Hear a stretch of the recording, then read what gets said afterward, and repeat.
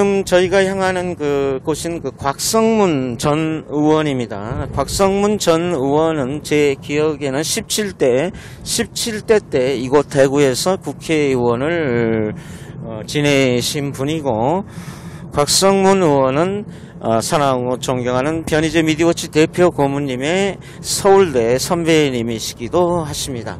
서울대를 졸업하고 MBC 정치부 기자로 사회 첫 발을 내디뎌 MBC 보도본부 부국장을 역임했고, 그 후로는 MBC 자회사들 전부 다 대표이사를 경험한 바가 있는 유일한 분 중에 한 분이시기도 합니다. 저기 MBC 스포츠 대표이사, MBC 드라마넷 대표이사, 17대 국회의원을 역임하셨고, 이번에 21대 때 친박신당 후보로 대구 수성갑에 출마를 결정하셨고, 오늘 자정부터 본격적인 선거 유세가 시작되는 대구 수성갑에서 출마하신 분입니다. 대구 수성갑이라고 하면은 서울의 종로라고 할 수 있을 정도로 제가 알기로는 대구 정치 1번지로 자리매김하고 있는 곳이라고 합니다. 수성갑을 선택하신 이유가 너무나 멋진, 역시 곽성문 의원님이시다라는 표현이 적절할 것 같아요. 저희가 변희재 미디어워치 대표 고문님의 시사 폭격을 통해서 거의 학습이 완료된 상태죠.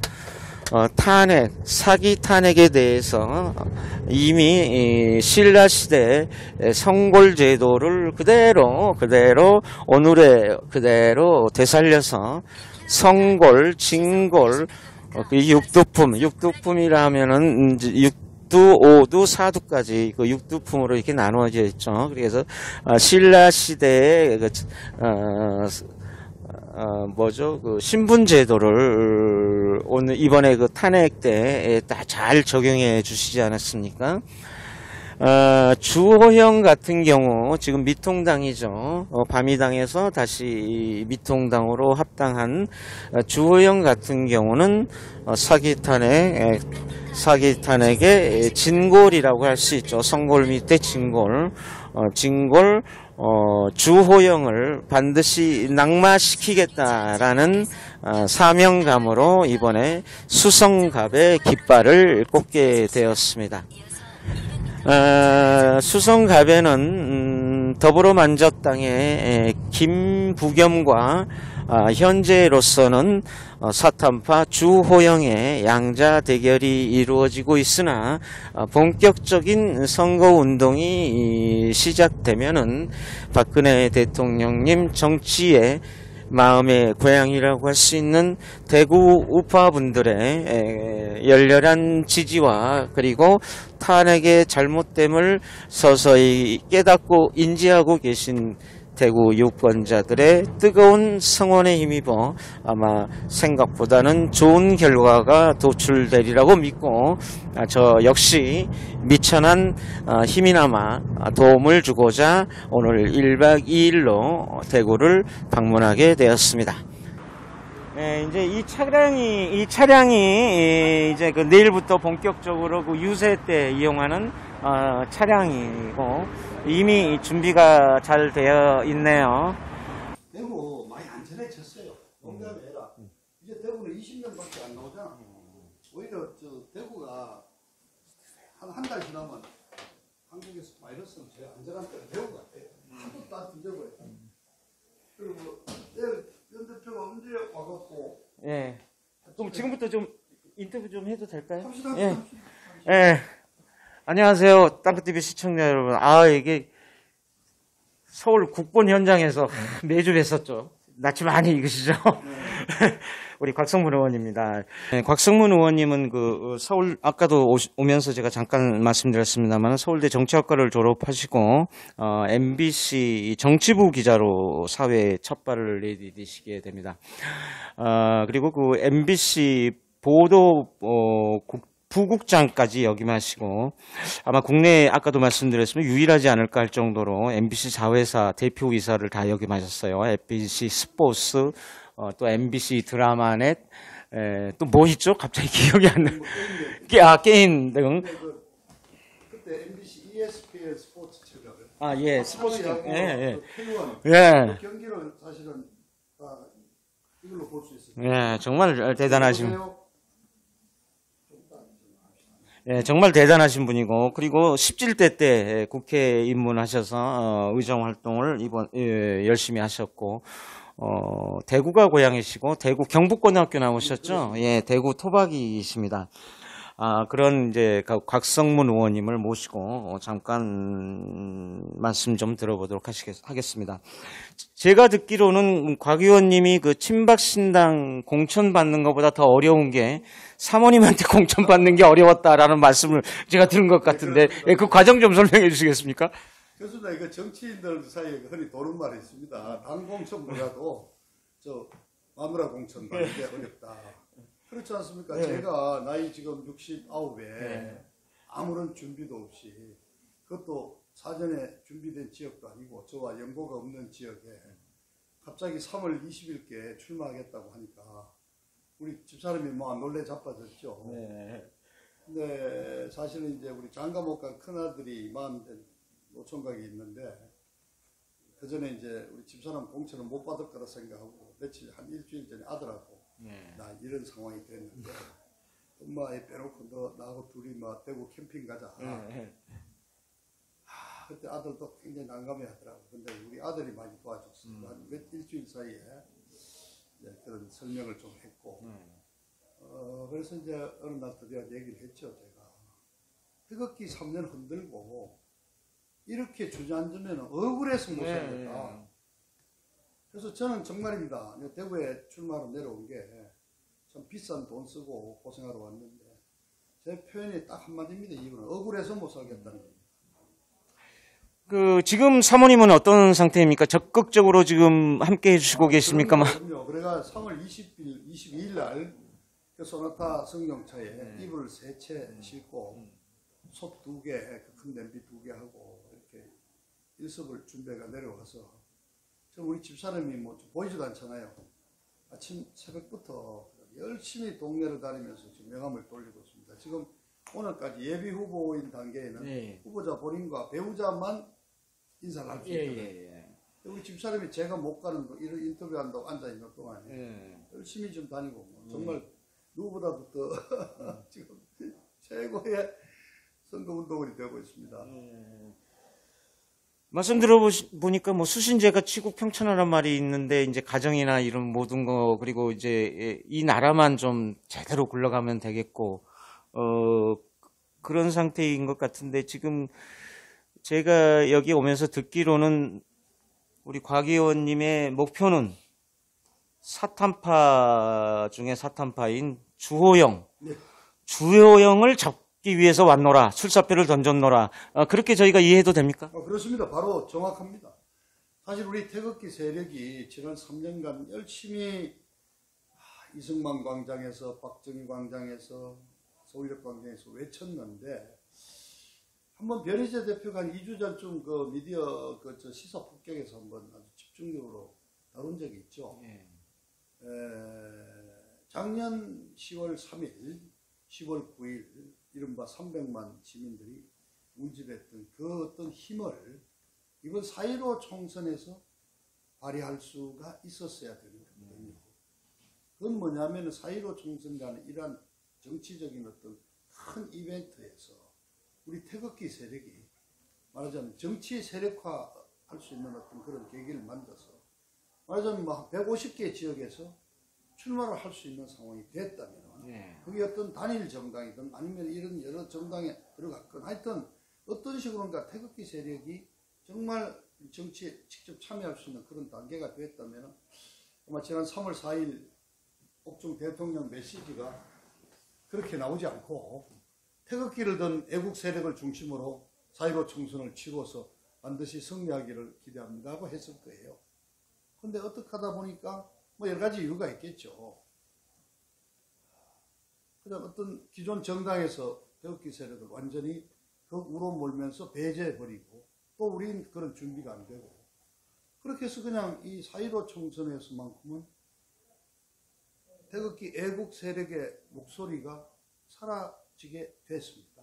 이 현실입니다. 더구나 지금 이 중국 폐렴 때문에 이승만 광장, 뭐 박정희 광장, 서울역 광장 태극기 집회 자체가 없어져 버려서 그럼 4.15 총선에 우리 태극기 흔들던 뭐 전국적으로 연인원 1200만 애국 세력은 그냥 집에서 그냥 뭐 텔레비나 보면서 지켜봐야 되는 건가.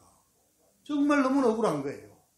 최소한 저희들이 우리 연설이라든가 여러 경로를 통해서 사탄파 62적이 만일 지역구에 출마한다면 거기에 대항하는 우리 애국 세력이 한 명씩은 나가야 된다 그랬었는데 결과적으로 우리는 그냥 태극기 목소리가 갑자기 사라지게 된 상황이 됐는데 하필 마침 주호영이라는 아주 주역이 자기 지역구는 본래 수성을입니다. 근데 거기에서 뭐 탈락된 거죠. 그쪽 지역으로서. 그러고는 옆 동네로 아주 뭐 현역인 그 더불어민주당의 김부겸이와 뭐 대항마로 내세운다는 묘한 논리를 치면서 또 살아남아서 여기 수성 갑으로 옮겨왔습니다.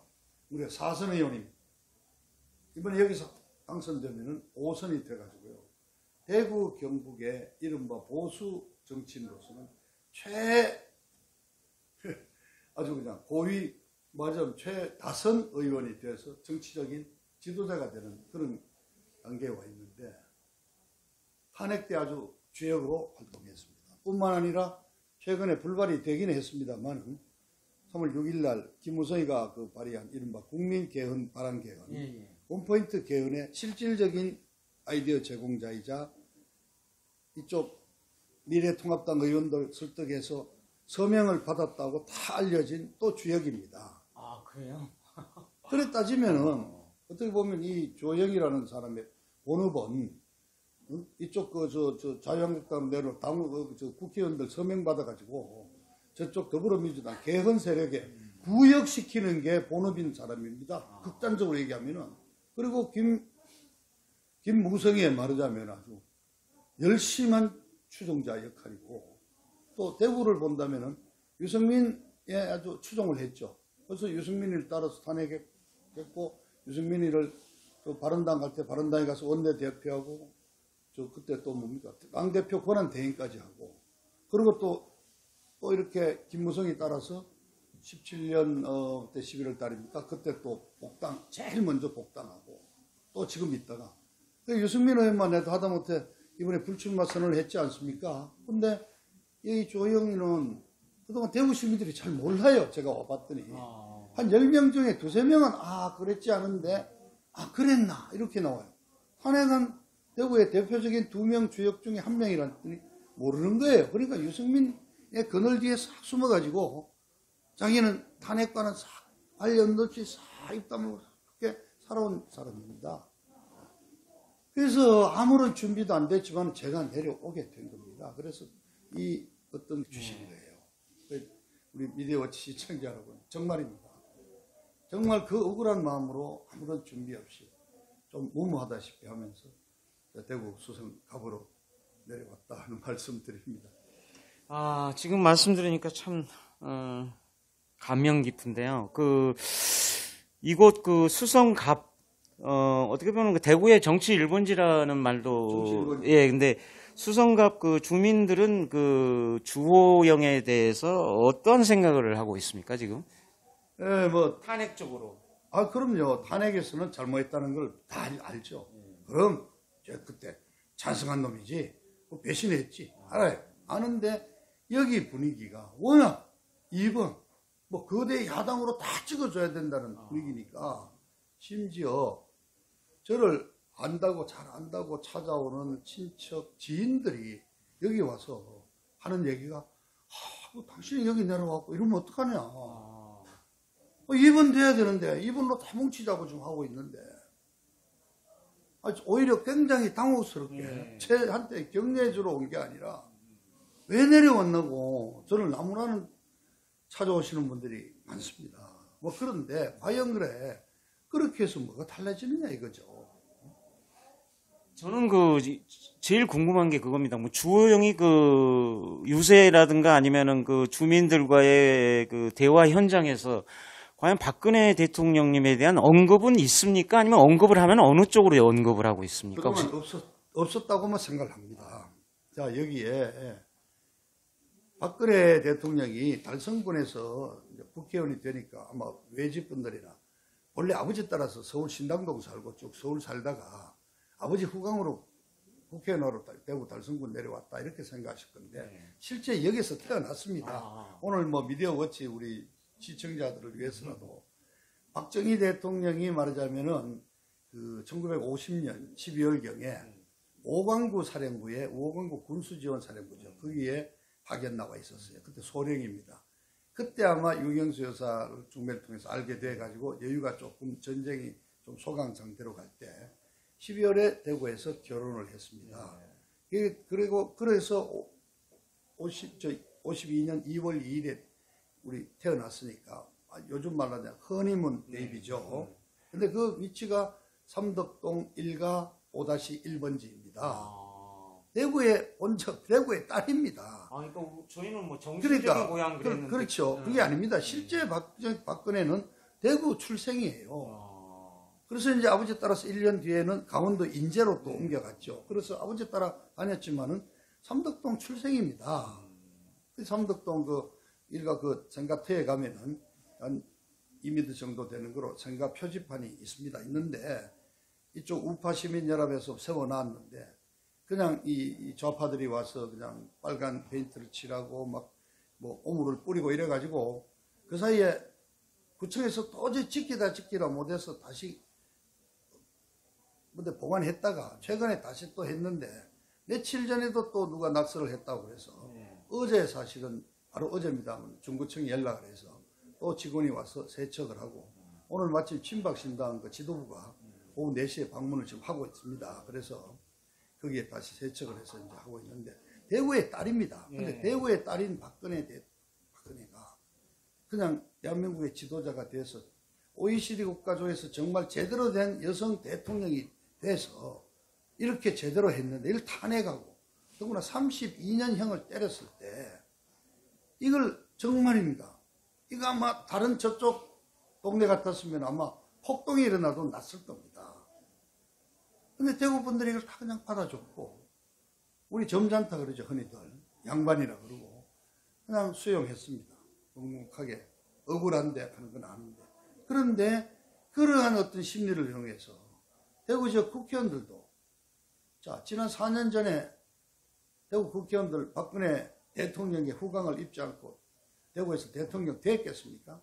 저쪽 달서병에 대한애국당을 만드는 조원진 의원 단 한 사람 빼고 나머지 11명이 다 어쨌든 박근혜 대통령 사진 걸어놓고 그 후광으로 국회의원 당선됐는데 지난 3년 동안 탄핵이 잘못됐다는 얘기는 막커녕 억울하다 빨리 석방해야 된다는 얘기조차도 내뱉은 사람이 없습니다. 그러한 풍토에서 이 조영 의원도 유승민이 등 뒤에 숨어가지고 조용히 지내왔던 거죠.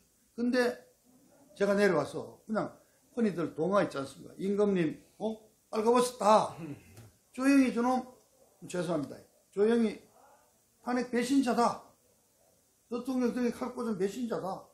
여러분 정치적 심판해 주십시오. 그렇게 하니까 지금 난리가 났죠. 그래서 저는 뭐 그렇습니다. 이 지역에 연고도 없고 우리 친박신당이 뭐 며칠 됐습니까? 이제 뭐 창단 2주고 준비 없이 아무런 조직도 없이 왔습니다만 우리 대구 시민들이 그동안 말은 안 하면서 하는 꼴을 보아온 거죠. 첫째는 이 더불어민주당 여당이 하는 꼴을 지켜보면서 딱 마음을 붙였을 거고 그러면서 조영이가 공천 받겠냐 하는 얘기를 하고 있었단 말이죠. 그래서 수석 어뢰수는 탈락했지 않습니까? 또 이쪽으로 왔는데 이제 딱 얘기가 나오니까 그럼 그랬지. 그리고 저 친구 양지만 찾아든 아주 그냥 기회만 잘 타고 그랬지. 상당히 배심하다 하는 얘기를 합니다. 그 숫자가 아직은 자 아까 말씀 2번은 무조건 찍어야 된다. 대구는 2번 찍어줘야 되는데 그런 데는 좀 미치지만 저는 매일처럼 매일같이 저 태극기를 들고 시위합니다. 아침 거리 인사 때도 태극기를 들고 흔들고 하고 태극기를 올려매고 다닙니다. 그리고 우리 선거 운동원들도 그 우리 대학문에서 했던 작은 숙이 있지 않습니까?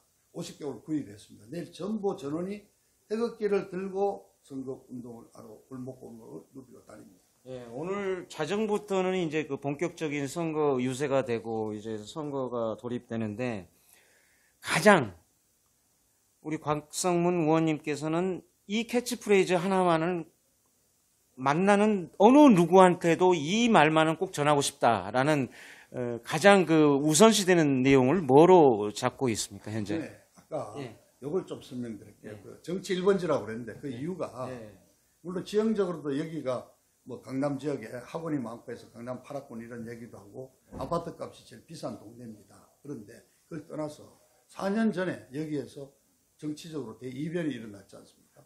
더불어민주당으로 출마한 김부겸 의원이 김문수 전 지사를 꺾었습니다. 김 지사만 해도 국회의원 3번에 경기도지사를 2번 했고 대구가 뭐 학교를 여기서 다녔잖아요. 그런데 그 스코어가 62%대 37로 압도적으로 이겼습니다. 참 당황스러웠죠. 그게 뭐냐? 그럼 이제 수성갑 지역 주민들이 전부 진보적인 성향을 띠고 있는 분들입니다. 그게 아니죠. 우리 대구의 정치 1번지라는 우리 수성갑에서는 대한민국 정치를 그래도 바꿀 정도의 우리는 포용력이 있다. 야당 의원이라도 하나 당선시켜주자. 그리고 야당 의원이라도 똑똑하고 인물이 좋으면 한번 키워보자. 그렇게 해서 더 뭐 솔직하게 하면 전라도 저쪽에 저 광주 저쪽에 한 본때를 한번 보여주자. 우리 대구 이 중심 이 보수의 이 아성에서 해준다. 그렇게 해서 이심전심으로 그런 마음에 우러나서 김문수 지사가 고향이라고 내려왔다가 그냥 참패를 당하고 그냥 말았습니다. 62%라는 압도적인 지지로 김부겸을 뽑아줬단 말이죠.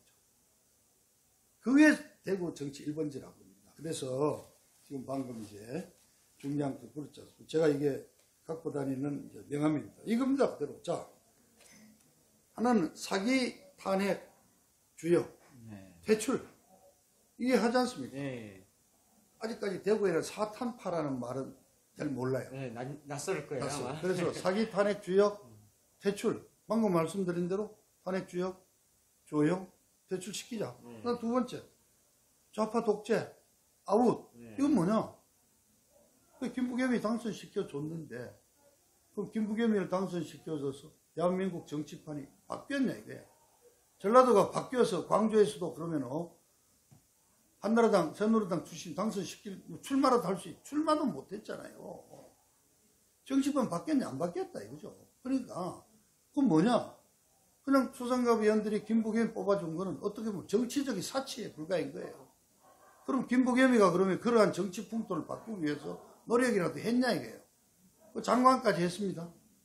혼자 개인은 부귀영화를 누렸지만은 대한민국 정치판 바꾼 게 없지 않냐 이거예요. 그렇다면은 총선의 본래의 목적인 정권에 대한 심판으로 돌아가서 이 좌파 운동권 정권은 아웃시켜야 된다. 그래서 딱 두 가지로 요약되지 않습니까?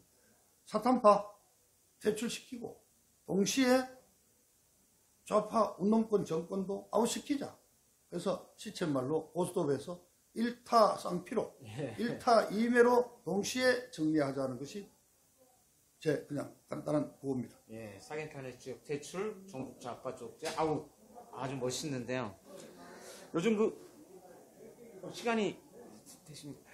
요즘 참 그 바쁘셔서 요즘 그 어떻게 느끼신지 모르겠습니다만 이번에 그 변희재 미디어치 대표 고문께서 엄청난 일을 성과를 이뤘는데 네. 바로 그게 그동안 태블릿 PC는 최서원 거다. 네. 근데 시종 일관 주장한 게 아니다. 이거는 김한수 거다 했는데 빼도 박도 못할 증거를 완벽하게 이번에 확보했거든요. 그러면은 결국은 최서원의 태블릿 PC 때문에 국가 기밀을 누설해서 국정농단을 이루었기 때문에 탄핵 파면이 됐는데 이게 원천적으로 처음부터 무너지잖아요. 네. 이 쾌거를 이룬 그 변희재 미디어치 대표 고문께서 내일 제일 먼저 곽성문 의원님을 응원하고자 오십니다. 여기에 대해서 어떤 소회가 있는지. 그렇죠. 이 태블릿 PC는 처음 나왔을 때부터 많은 사람들이 의문을 가졌지 않습니까? 그런데 근데 뭐 아시다시피 재판 과정에서 아예 증거로 제출되지도 않았고, 그리고 뭐 여러 차례 그 포렌식을 통해서 조작되고 뭔가 외부에서 뭔가 조작의 흔적이 있다는까지는 됐죠. 그런데 우리 변희재 대표께서 이 태블릿 PC를 깨면은 그게 바로 탄핵의 시작이었으니까 원초적인 게 깨지면 모든 게 깨진다 하는 그 아주 단순한 논리를 가지고 태블릿 PC에 아주 그냥 집중적으로 탐구해 왔지 않습니까? 그래서 이제 드디어 드러낸 게 그럼 태블릿 PC를 실제 사용하면서 돈 지불한 놈이 누구냐? 그거를 밝혀낸 거죠. 그게 김한수라는 얘기인데 물론 아직도 여기에 또 반론을 제기하는 분이라든가 또 몇 가지 의문은 있기는 있는 것 같습니다. 도대체 이 비슷한 태블릿 PC가 뭐 여러 개가 등장한단 말이죠. 또 김희종이가 등장하는 얘기, 또 뭐 저쪽에 있고. 근데 좌우간 제출되어 있는 이 태블릿 PC는 김한수가 줄곧 몇 년간 했다는 거. 그러니까 저는 이건 하나의 말이죠. 법정에 이렇게 나갈 때 어떤 증거 자료로서는 어떤 아주 굉장히 중요한 어떤 말하자면 증거 자료가 이제 확보됐다고 생각을 합니다. 특히 변희재 대표도 이번에 뭐 친박신당 이름으로 종로 또는 강남갑 출마를 여러 가지로 고심을 한 걸로 알고 있는데 어쨌든 이 태블릿 PC 자체를 가지고 말하자면 승부를 걸겠다. 뭐 쉽게 말하면 변희재 지금 모든 지난번 거기에 1년 옥살이까지도 포함되어 있지 않습니까? 그것도 억울한 옥살이죠.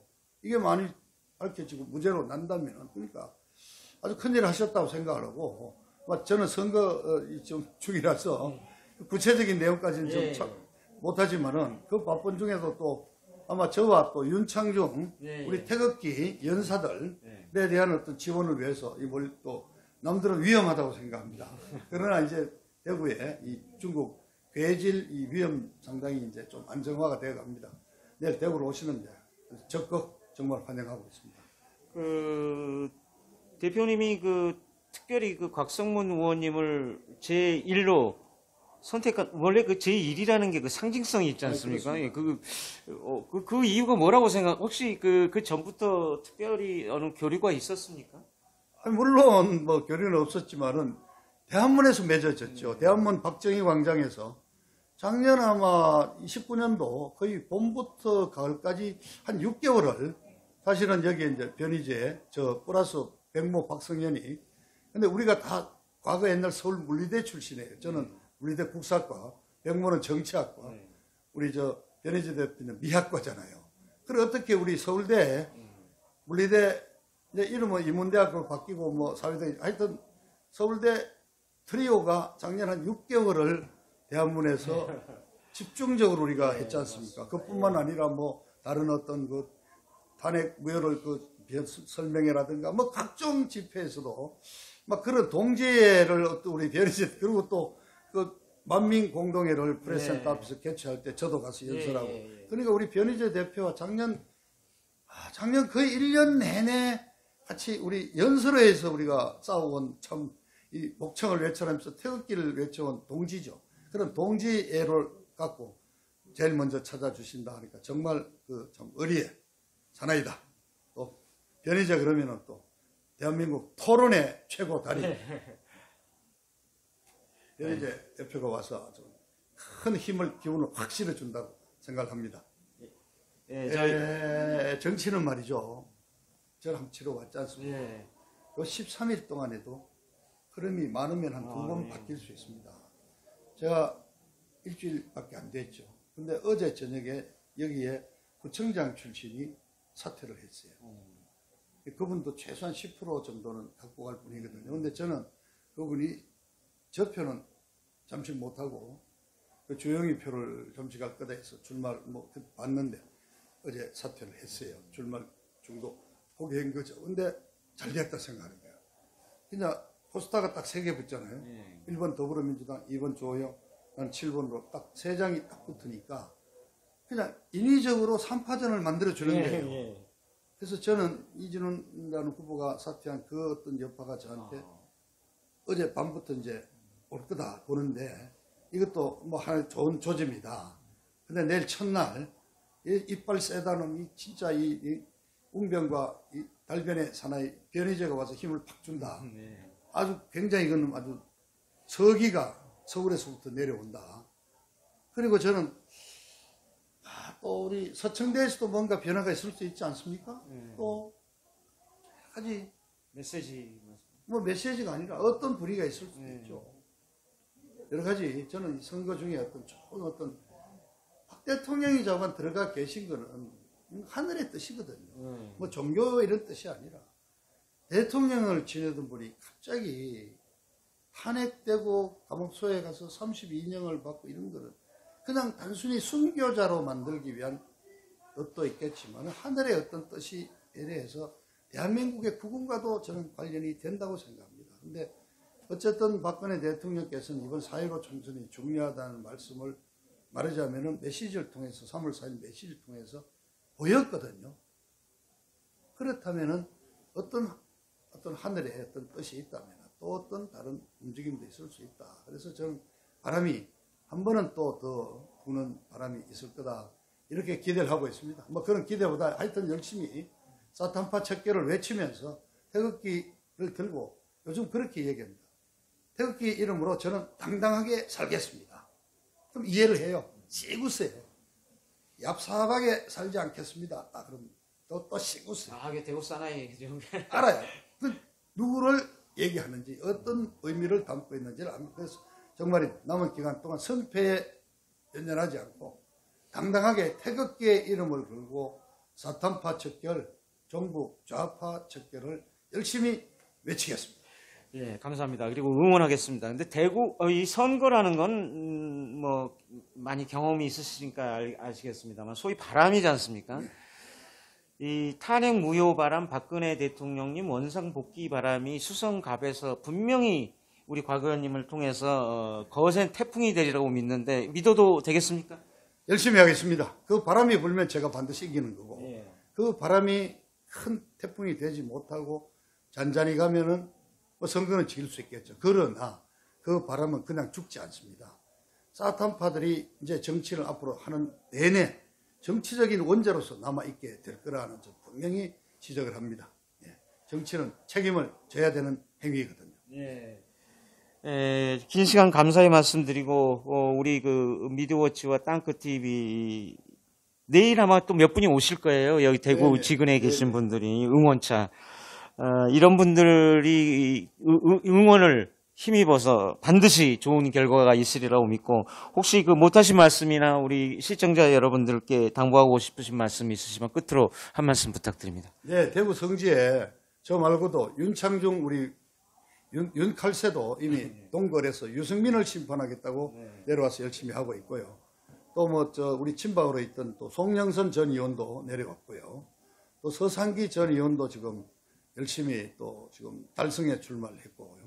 또 우리 그 또 애국당, 우리 애국당, 우리 조은진 대표도 또 지역에서 열심히 지금 여러 가지 참 어려운 가운데서 또 하고 있습니다. 우리 태극기를 든 동지들의 그 한 마음으로 대구 성지에서 태극기 애국 세력들이 몇 사람의 전사들이 좀 힘들게 싸우고 있다는 것을 우리 미디어워치 TV 시사폭격 애청자 여러분 또 땅끝TV 시청자 여러분들 아시고 SNS상으로나마 많이 응원해 주시기를 부탁드리겠습니다. 열심히 싸우겠습니다. 보다시피 제18대 박근혜 대통령 생가터라는 팻말 대구광역시 중구 이거 서울까지. 네.